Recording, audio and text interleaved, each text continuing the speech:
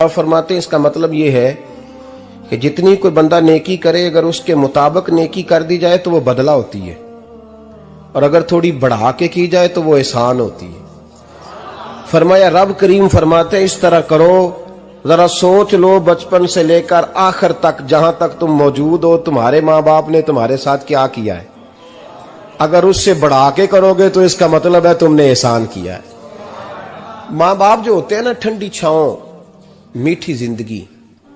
मां अनपढ़ भी हो ना तो कम से कम यूनिवर्सिटी होती है, और बाप अगर बिल्कुल अंगूठा छाप भी हो ना, तो किसी कॉलेज में मदरसे में इदारे में ना पढ़ा हो, तो बेटे के हक में जिन चीजों की जरूरत होती है वो सारी अल्लाह बाप को अता करके भेजता है। मां बाप को ना कुछ इल्म लदुन्नी अल्लाह देता है कि बच्चों के लिए कैसे आगे बढ़ना है। मां बाप एक हुस्न है मुआशरे का। रब तबारक व तआला की देखे ना, अल्लाह अकबर, दुनिया में किसी की मोहब्बत जांचनी हो ना तो मोहब्बत की तमसील दी जाती है। तिलकल अमसालु नदरिबुहा लिन्नास, अल्लाह लोगों के समझने के लिए मिसालें बयान फरमाता है। अल्लाह तबारक व तआला ने जब अपना आप समझाना चाहा ना, तवज्जो है मेरी बात पर, जब मालिक ने अपना आप समझाना चाहा तो मेरे रब ने मां बाप की मिसाल बयान फरमाई। रब्बिरहमहुमा कमा रब्बयानी सगीरा, या अल्लाह उन दोनों पे रहम फरमा। और ये लफ्ज रब यहां दो माने में आया है, उलमा बैठे। रब का माना होता है तदरीजन पालना का, या अल्लाह उन दोनों पे रहम फरमा जिन्होंने मुझे रब बन के पाला। यानी मतलब क्या, यहां रबूबियत का माना पालने के माने में, तदरीजन पालना। मेरे नबी पाक सल्लल्लाहु अलैहि वसल्लम ने फरमाया अल्लाह तुमसे 70 माओं से ज्यादा मोहब्बत फरमाता है। ये इमाम सुयूती ने दुर्रे मंसूर में रवायत लिखी है। अच्छा भाई, अल्लाह ने भी मिसाल मां की बयान फरमाई। फरमाया घर जाके अपनी अम्मा को देख लो, अम्मा तुमसे कितना प्यार करती है। बस उस प्यार को तोलना शुरू कर तो 70 माओं से भी ज्यादा रब तुमसे मोहब्बत फरमाने वाला है। मां के सीने में ना, देखे ना, एक बच्ची होती है बीए, वो उसने कर लिया, उसकी अम्मा रोज कहती है बेटे सवेरे उठा कर।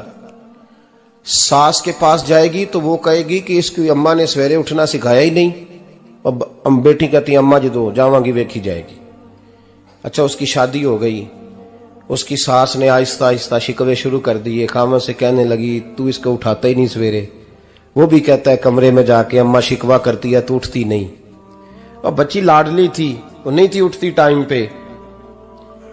जिंदगी के 22 साल 23 साल वो सवेरे नहीं उठी, वक्त पे नहीं उठी, मिसाल दे रहा हूं। फिर उसी बेटी को अल्लाह ने एक बेटा अता कर दिया। सुबह 100 आवाज उसकी अम्मा देती थी पर उसकी आंख नहीं खुलती थी, लेकिन उसी बेटी का बेटा सहरी के वक्त हल्का सा रोता है। सारी दुनिया सोई है पर अम्मा उसकी फटाफट जागती है, फटाफट जागती है। एक आदमी था तो उसकी बीवी इंतकाल कर गई, उसने तलाक दे दी। 10-11 साल का उसका बेटा था, उसने दूसरी शादी कर ली। एक दिन अपने बेटे से कहने लगा बेटे वो सगी अम्मा ठीक थी या ये वाली ठीक है। तो बेटा कहने लगा अब्बा जी ये ठीक है, वो सगी अम्मी झूठ बड़े बोलती थी, सगी अम्मी झूठ बड़े बोलती थी, झूठी थी, ये सच्ची है। उसने कहा बेवकूफ तेरी मां झूठी थी। उसने कहा अब्बा बड़ी। कहा किस तरह? कहने लगा अब्बा जी मैं ना, कभी आपको पता मैं शरारती हूं, कभी मैं शरारत करता था ना, कोई बर्तन तोड़ देता था तो मेरी सगी अम्मा मुझे थप्पड़ मार के बाहर निकालती थी। कहती थी मैं ताला लगाऊंगी बावर्ची खाने को, तुझे सारी रात रोटी नहीं देनी, तू आज भूखा ही रहेगा, बिल्कुल नहीं देना, सारी रात नहीं देना। बड़े दावे करती थी, कसमें उठाती थी, पर बड़ी झूठी थी।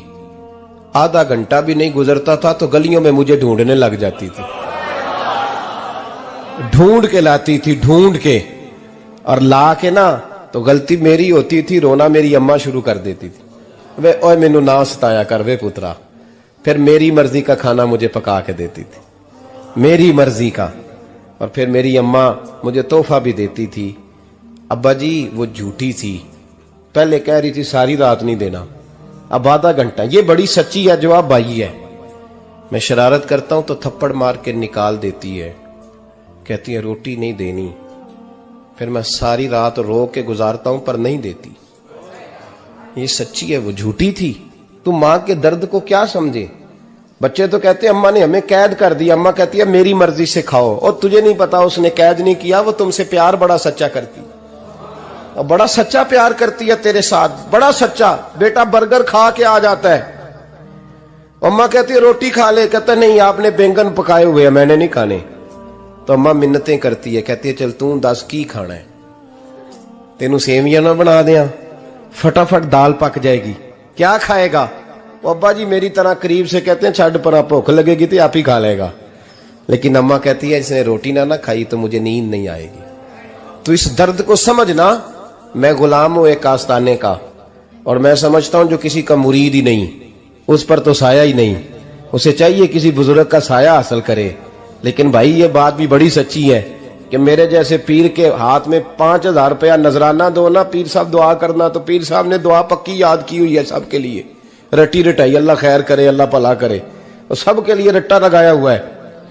और अम्मा को बेटा वैसे ही कह जाए, वैसे ही अम्मा मैं इंटरव्यू देने जा रहा हूं, जरा दुआ करना, वो बीबियां मंगा के दुआए तंजीना पढ़ाना शुरू कर देती है, और सारी सारी रात मुसल्ले पे बैठी। इस दर्द को समझना।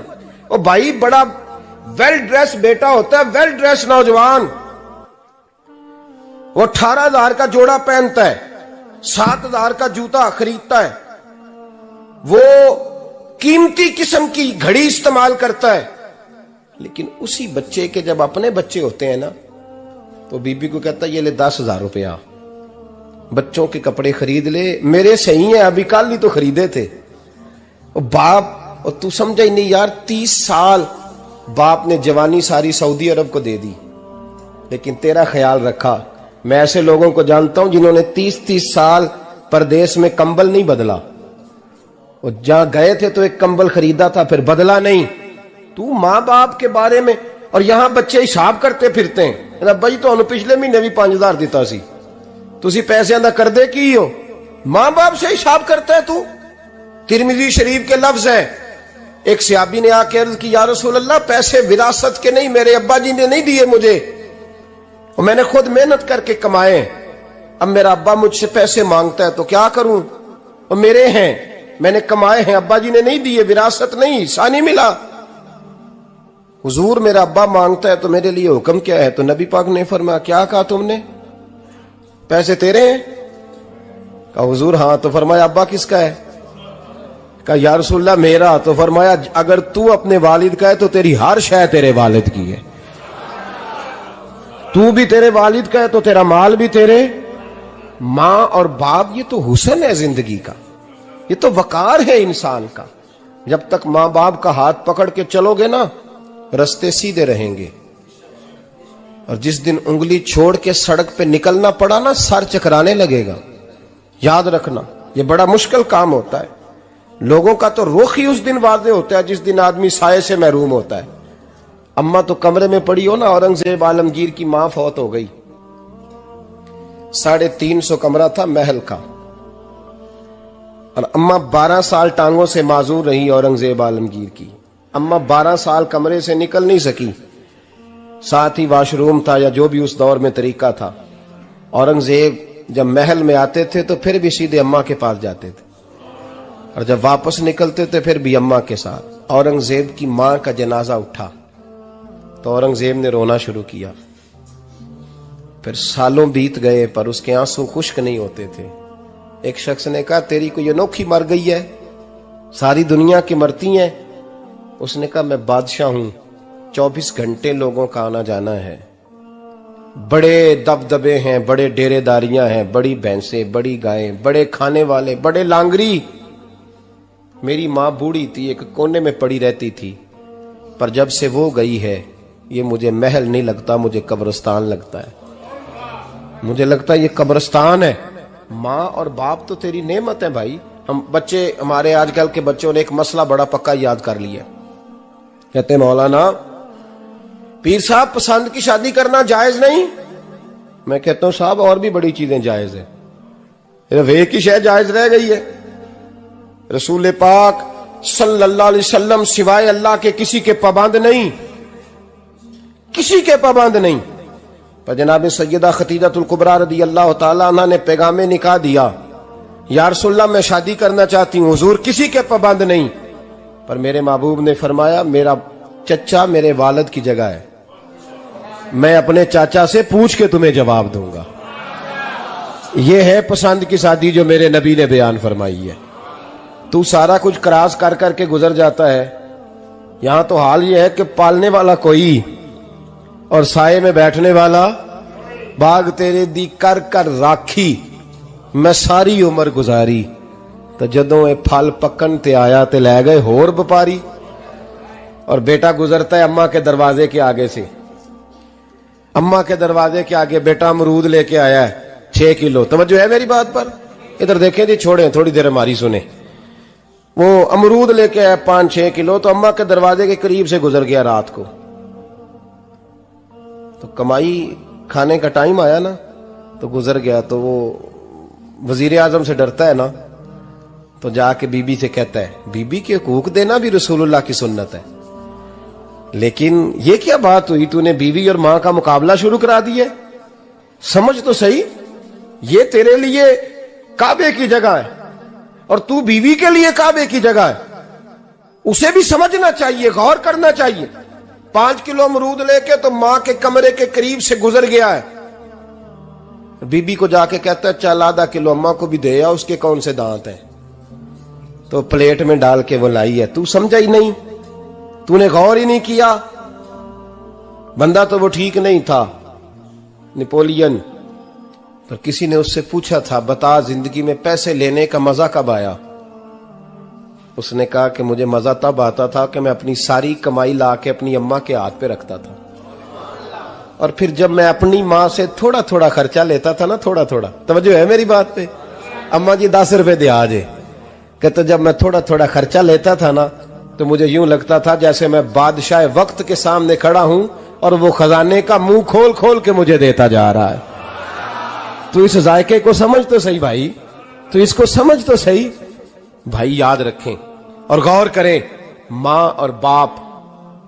और फिर ये भी सुन लें, नबी पाक सल्लल्लाहु ताला अलैहि वसल्लम ने मां बाप के लिए फरमाया हुमा जन्नतुका व नारुक, यही तेरी जन्नत है और यही तेरे लिए जहन्नम है। अगर ये राजी हो गए तो तेरे लिए जन्नत है, नाराज हो गए तो चाहे तू 100 पीर के मजार पे हाजिरी दे आ, लेकिन जब तक अब्बा राजी नहीं उतनी देर तक अल्लाह राजी। ये हदीस पाक है, हुजूर ने फरमाया जिसके वालिद राजी उसका अल्लाह राजी, और जिसका बाप नाराज उसका अल्लाह। हाँ बेशक, अब ये हदीस है ना, तो सारे वली एक तरफ बैठ जाएं, कहें या अल्लाह बख्श दे मुरीद को। लेकिन अगर अब्बा कहे या अल्लाह ना माफ करना, तो अल्लाह उन औलिया की नहीं मानता, वालिद की मानता है। इसलिए बुल्ले शाह आसमानी उड दियां पढ़ना है, जेड़ा घर बैठा उन्होंने पढ़िया ही नहीं। भाई याद रखो, मां बाप से प्यार करो, इनकी खिदमत करो, इनके पास बैठा करो, और मां बाप को टाइम दें, वक्त दें, चंद घड़ियां उनके पास बैठें। आप यकीन करें, अब्बा जी से आप मशवरा कर ले, सिर्फ मशवरा, मर्जी बेशक अपनी करें, लेकिन उस मशवरे में आपको इतना साया मिलेगा कि जिंदगी में कभी नाकामी नहीं होगी। पर असी सज्जन दी मन्नी अब्बे दी नहीं मन्नी। वो फटे पे जो नलायक हमारी तरह का बैठा है उससे मशवरा लेना है, वालिद से नहीं लेना। बाप के पास बैठे, उससे मशवरा लें। मेरे अब्बा जी किसान थे, मैंने अपनी जिंदगी में ढेरों चीजें अपने बाप से सीखी हैं, दर्जनों चीजें सीखी हैं। मेरे वालिद बड़े खुददार थे, मिजाज में अजीब सी खुददारी थी। कोई बंदा कभी हाल पूछ लेता था ना कि हालात किस तरह के हैं, तो फरमाते थे भाई अगर बताना हुआ तो अपने अल्लाह को बताऊंगा। अल्हम्दुलिल्लाह बड़ा फजल है, मैंने उनके हाथों पे हमेशा छाले देखे, हमेशा छाले, लेकिन उनका हाथ कभी किसी दुनियादार के सामने फैलता हुआ नहीं देखा। लोग मुझे कहते हैं आप किस पीर साहब के साहबजादे हैं, तो मैं कहता हूं मैं उस पीर का साहबजादा हूं जिसने मेहनत करके हलाल की कमाई खाई सारी जिंदगी। ये लोग पीर नहीं होते, ये मुर्शिद नहीं होते, और मैंने दर्जनों चीजें सीखी उनसे। तो सीखने तो बैठ, तुझे हजारों चीजें मिलेंगी। भाई अपनी जिंदगी में माँ बाप की तरफ देखो, सबसे जरूरी काम है इन्हें वक्त दो। अम्मा के ओ भाई बड़ा मुश्किल है दुनियादारों से तारीफ कराना, ते अम्मा दे कोल ते एवं 2 मिनट राती बईए ना आखी अम्मा पैर कटे ना रजाई चो तेरे घुट छड़ा, ते अम्मा कहती जा मेरा पुत्र थकिया आया तू सो जाके, मैं कदों काम लगी सा, मैं कदों हल वाहन डई सा, जा सो जा जाके। बस ये कार्रवाई है, तूने 2 मिनट के लिए कह दिया, सवेरे पूरे मोहल्ले में तेरी अम्मा कहेगी अल्लाह मेरे पुत्र वर्गा पुत्र सारियां नूं दे। राती आउंदा है ते मैनू घुट के सौंदा है, अल्लाह घुटिया कोई नहीं सोया भी कार्रवाई पाई सो, लेकिन वो सबको बताती है। तो भाई इतनी कीमती चीज और तू छोड़ के मैं कभी जलसे से देर से आता था ना, अब तो जाता नहीं ज्यादा जगहों पे, कोशिश करता हूं कि चलो माहौल के मुताबिक, थोड़ा खुश्क आदमी हूं तो हर जगह सेट नहीं हो पाता, इसलिए कम जाता हूं।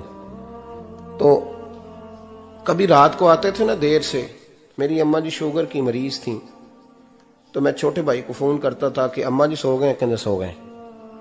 मैं कहता था कि तू ना इस तरह कर, नीचे आ जा, 2 बज गए, वो शुगर की मरीज है, आंख खुल जाए ना तो दोबारा लगती नहीं बुजुर्गों की, तो तू दरवाजा खोल दे, अंदर दस्तक दी तो दिक्कत होगी। तो मैं जूते उतार के अंदर दाखिल होता था, तो पहला कदम रखता था तो मेरी अम्मा बोल पड़ती थी पुत्र आ गए, आ गए। ओ भाई तू इस दर्द को समझना, कोई तुझे मिलेगा, कोई मिलेगा तुझे ऐसा।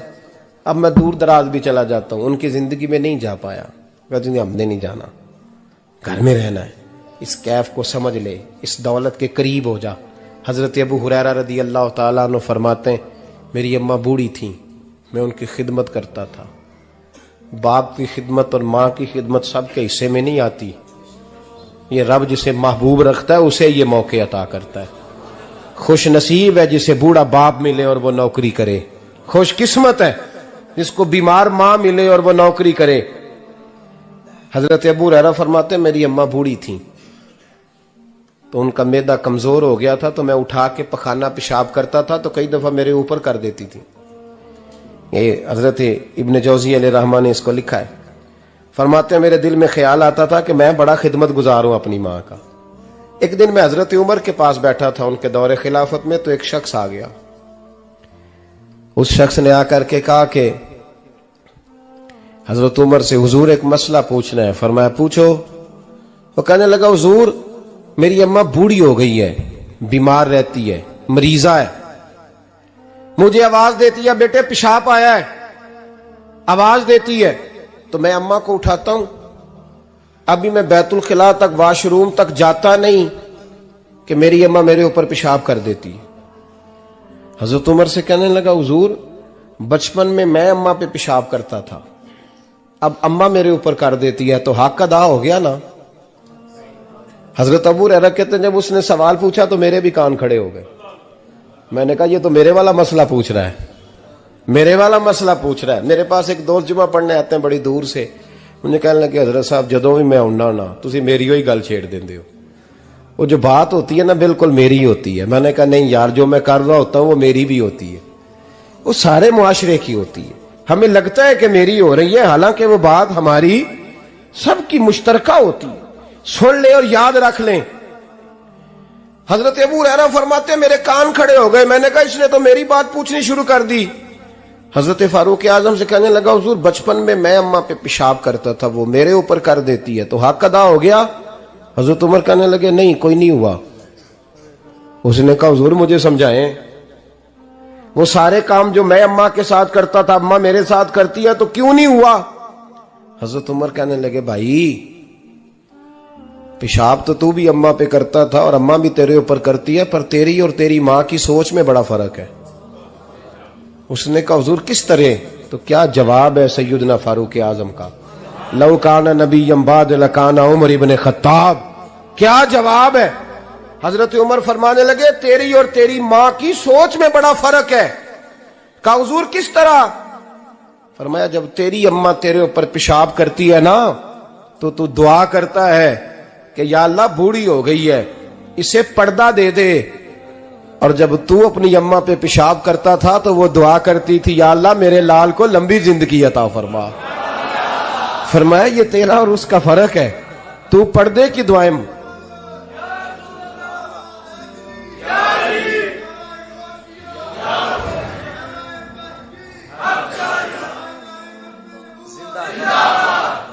सुने अजीजों, कहा जब तेरी और तेरी मां की सोच में, और नबी पाक सल्लल्लाहु अलैहि वसल्लम ने फरमाया है